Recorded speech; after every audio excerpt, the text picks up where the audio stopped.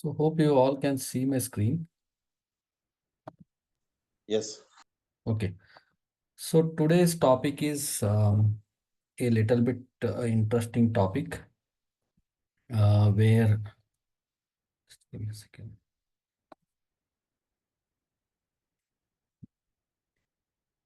So today's topic, Mata or Mummy, what is most suitable? Um, so because we are in a stage or in an era where the role of mother has ever been important, and then now it is becoming more and more important in today's days, because if a strong mother can build a home, she can build the strong nation. If the mother is poor, then she can build a poor family and then poor society. So there is a very direct impact of mother on the society as well. So what is most suitable today, or how we can say what is right and what is wrong? So anyway, in most of the pravachana we hear that earlier we used to call as mata, tai, all those things. Nowadays kids call mummy, all those kind of things, but that is little bit of kind of insulting tone. People would feel insulted, and they stay more away from our society, they stay more away from our dharma, because they feel they are always been insulted. But at the same time, it is worth to see what is really happening there and what associates with these two names, right? So let's see first, matru or mata. So always it is called as mata is first guru, correct? None of us disagree. Even modern kids or whoever is modern, they will also agree that Mata is their first guru. But before apply this particular biggest title to Mata, Guru is biggest title on the earth, right? So Guru is Gariyasi, they say, right? Guru is more than anything. Sometimes they say Guru is more than God, which is not really true, but that's a significant position that has been given to Guru. Then what is really true meaning of Guru as per our Sanatana Dharma? We have to see. So the first thing we have to see as a Guru is the one who has empathy, right?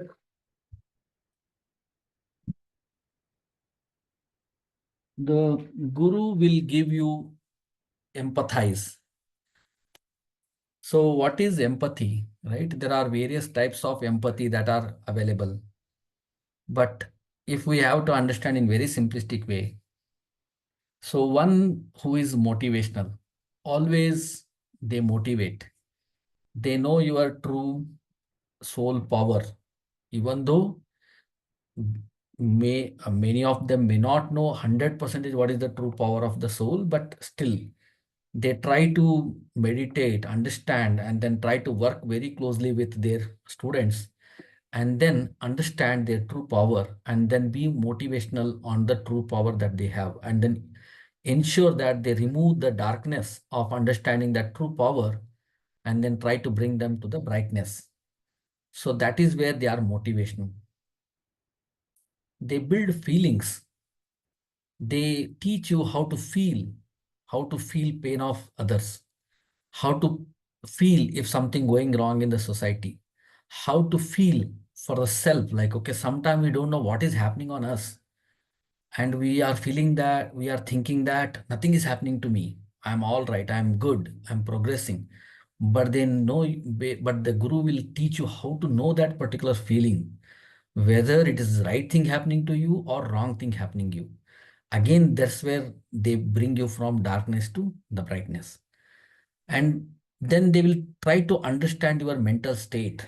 They they understand what might be going on in your mental state, where you are stuck, where you are like feeling pain, where you are feeling sad, or where you are feeling very much aggressive or happy. And then again they try to play around with your mental state and then stabilize it, tune it, so that Sukhamapi or Dukkhamba, the state of the mental is same. They'll keep your mental stability and status as very fine tuned so that you neither become super happy and then burst your heart, nor you become super unhappy and then you get a heart attack. So they'll make sure that the mental state is fine. So this and perspective learning. Gurus are not one-sided teachers. The teacher that we see today are one-sided. I want to complete this syllabus, you have to learn it. I want you to all complete the syllabus, you have to complete it. I want you all to take 99 percentage, you have to take it. That's a single-sided. But the perspective learning guru also gives a task to students, know how they perform, how they do it, and then self-learn, adjust their himself for those different types of souls, and then train them differently. And that's where they learn the perspective, how this guy does, how that guy does, what he likes, what he doesn't like, how to tell him, how to tell that guy. So all those things are guru. Growth. Guru provides growth, where he provides all sort of support. He becomes a friend to you, he becomes an enemy to you, he becomes a master to you, he becomes a leading guide to you. Whatever you can assume, everything he will become, and he ensures that he provides support for your growth. And what do we mean by growth? Growth is not that we earn money and we got a job and now we are on our way. And then once in a year, once in a 5 years, we go and meet, say we do Guru Vandana, right? That's not a growth. That's not even Guru and Shishya relationship. The Guru will ensure that you are physically grown, that your health is good, you are mentally grown, and your family is grown. Means you make a family, you lead a family, and then you become a master of the family. You know how to handle the family, that art. Then career, if you are working, if you want to do something for your earning, how to do that, all he guides. And then all these are like right growth path. He doesn't teach you the shortcuts, he doesn't teach you the wrong ways, so that you doesn't come in front of him saying that I grown by doing one two three things which are though wrong. So he will always give you Sat path, right? Sat patha. So that's the growth he ensures. And then mentor, he provides all sorts of mentoring. Mentoring is something where he knows where you make mistakes, where are your strength and where are your weakness, and how to overcome from your weakness, how to utilize your strength. These are the ways where mentor knows. And mentor will tell you like, hey, this is where you want to grow. What are you doing to grow there? How growth looks like to you. If you don't know, he will teach you how to see that growth, how it should look like to you. That is the right mentoring. Then Guru will tell you the skills. He will do skill development. He will make you understand the skills that are needed, and he will give you the skills that are needed. And he will give you skills that are needed for all types of growth, whether it should be how to lead a life, whether it should be how to be a good friend, whether it should be how to be a good disciple, whether how it should be a mother, how should be a father, how should be a son, how should be daughter-in-law. Take any role, he will tell you what is the skill you need. Then spiritual growth towards moksha is the most important thing that Guru does. He takes us towards moksha, and Srimad Ananda Tirtharu say that there are gurus that come in our life in multiple ways with an incremental order. And then finally every soul is attached to a guru, which is a guru for that particular soul. Only that guru will teach you how to get a moksha. And all other gurus will take you to the next level, and they will lead you to the hand of next guru. That's the spiritual growth towards moksha. In today's world, if we have to understand the moksha, what Guru can give is Guru knows how to make you detached from all these worldly desires. Even though you are attached, but he will also teach you how to get detached quickly, how to ensure that you enjoy and come out of it. Provides a spiritual strong path. He will always takes everything with a spiritual path and takes you that you are grown with aspirations. Ensures kids to grow in spiritually aligned progress always. There is no progress if it's not spiritually aligned. That's the progress that Guru will give. Now, if these kind of characteristics are there with mother, then that person is called as Mata or Matru. and first guru. Taiye Madal Guru. If empathy is not there, if at a right point of time mother is not guiding their kids how to grow, how to skill development, how to mentor, doesn't help them to spiritually grow, doesn't understand their mental state, doesn't correct their mental state, then it becomes a disaster. Most of the families today suffering, especially in our community, because lack of lot of these skills and lack of the definition of matru. So we'll see what is the other perspective and then we can compare. So now comes to mummy. Typically mummy are monetary growth based. They know that if you are earning money, then you are grown. If you are not earning money, then you are not grown. They put you under human race, or they will start a race by themselves so that other human beings or other child will come behind that race and then try to adopt that particular race. They will always try to go for advanced adoptions. They feel that whatever new is always good and always it is progressive, and they adopt that very quickly. They convince themselves very easily that that is the right thing, but they will not choose the right one. I mean, they don't know really, they don't spend time to choose what is right, right? And Sanskrit Subhashita itself says, because ancestor have done something, uh, it is good. Because something new modern people have done, it is bad. If someone decides like that, then he is not a learned person. It says learned persons are always those who understand what is right and what is wrong correctly, whether it's a old, whether it's a new, and then adopt that. Is the Subhashita only tells. Subhashita doesn't say that all modern things are waste. All modern things should not be used at all. Then there is no growth, right? You will be stuck wherever you are. Subhashita will give you very clear identification of that you decide what is right.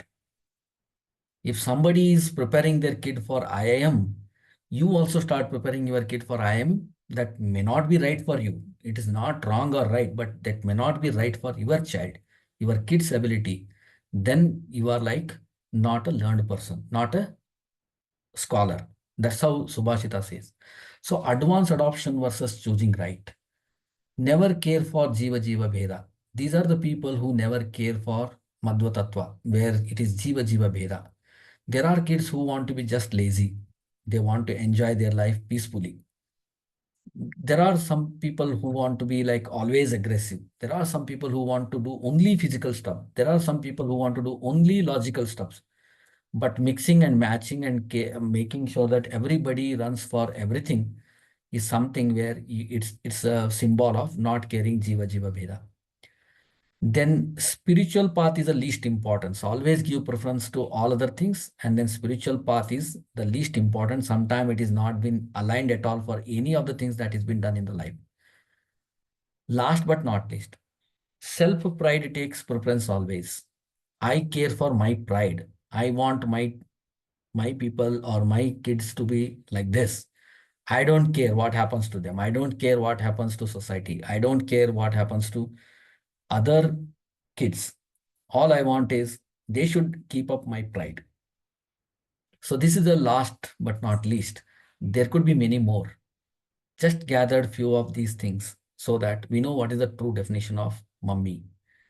So now we need to really decide for humanity what really we need. Do we need mummies of the world, or do we need matru or mata or first guru of the world? And again, apply the same logic of Subhashita. All modern is not bad, all old is not good. People choose very right mix and match of what is good and then adopt that. That is the characteristic of a scholar. Now, being traditional is not like matru or mata. Being mummy modern is not a mummy, right? These characteristics have to be understood, and then if those are symbolized there, then it is a good for humanity. So what is the disaster that happens with these things. Even if you say mata or matru, because we are very passionate about our Sanskriti and Sanatana Dharma, but then why there are so many families are breaking? Why there are so many kids who are moving away from their parents? Why there are so many issues that are growing up day by day in every family? So why kids are not getting sarvangina abhiruddhi, means growth from all the perspectives? Why kids are suffering mentally today? Why lot of people are getting into disease? If we understand all these things, somewhere in today's world, we are ourselves training or preferring to have mummy than mata or matru. Though we are dressed up like traditionally a Hindu lady or Madhwa lady, but inside we are losing all these capabilities or characteristics. And then by behavior, we are mummy. By dress, by arshana, kunkuma, and all other ways, we are traditional mother or mata. But by behavior or by characteristics, we are mummy. So the aspiration or the guidance that one has to have, one has to take from our all spiritual discourses or the pravachanas that are happening in the world is to build very strong guru who is the first guru, because Sanskriti, happiness, everything starts from home. If our home itself is not a Gurukula, then outside Gurukula also will not be able to teach us something better. So these are the things that are very important, that in today's world we have to understand what is the role of guru and then adopt those characteristics into the matra, into the mata. I will tell one example. Assume that there is a mata or matru who looks like a traditional lady and then gives out her daughter to another family. Now that daughter goes and creates lot of issues in another family, and then finally the family breaks. Now why that happened? Why and whom the blame comes today? In a just common sense way, if we see, the whole blame comes to mother only, not to anybody else. Why? Because the mother at different phases of the life mentors the daughter, provides the skills.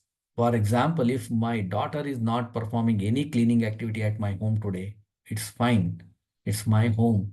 But when she goes to other house, she has to give importance of what is there on that family and how to take care of that, building that skill, building a good food preparation skill, building a finance management skill, building healthy habit skills, building relationship, keeping intact the family, learning positive and weakness of the family. Each member of the family is different because jiva jiva bheda.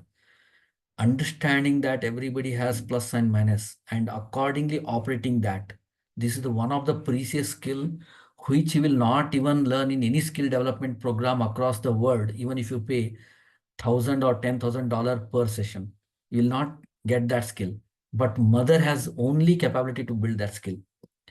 And if that skill is not built today, then the daughter will spoil the community. Daughter will go and spoil the next family, and then that blame comes to this family also. And same thing happens vice versa, because this family also gets another daughter-in-law who behaves differently. So thus the role of mother, Matru, and her skills are very, very, very important in this universe. And hence there is no god beyond mother is what they call, right? And we cannot return back anything to mother. Whatever she does, whatever we do in our life, entire life, we cannot be able to pay back to her credit, her loss. Whatever she has done to us, we cannot pay back to mother at all.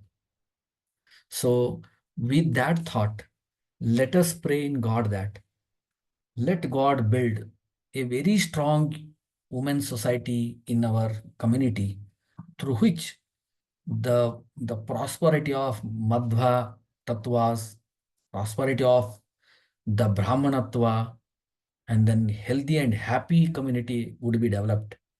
And then let God, Krishnastami happened just couple of days back and yesterday also. So let Lord Krishna make sure that all our upcoming mothers get all the skills through his own blessings, and then make sure that our community becomes strongest community on this earth. With that thought, Sri Krishna Arpanamastu.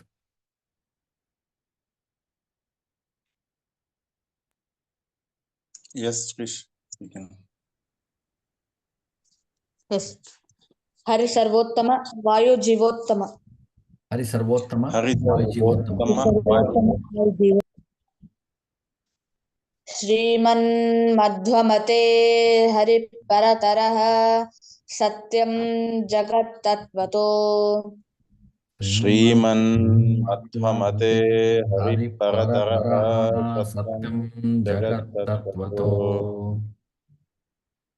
भिन्ना जीवगणा हरेरनुचरा नीचोच्च भावं गता भिन्ना जीवगणा जीवगणा हरेरनुचरा नीचोच्च भावं गतः भावङ्गतः मुक्तेर्नैज सुखानुभूतिरमला भक्तिश्च तत्साधन मुक्तेर्नैज च सुखानुभूतिरमला भक्तिश्च तत्साधनम् हेक्षादित्रतयं प्रमाण अखिला आम्नायैकवेद्यो हरिः हेक्षादित्रयं हेक्षादित्रयं प्रमाण अखिला आम्नायैकवेद्यो आम्नायैकवेद्यो हरिः हरि सर्वोत्तम वायु जीवोत्तम हरि सर्वोत्तम वायु वायु जीवोत्तम. Tomorrow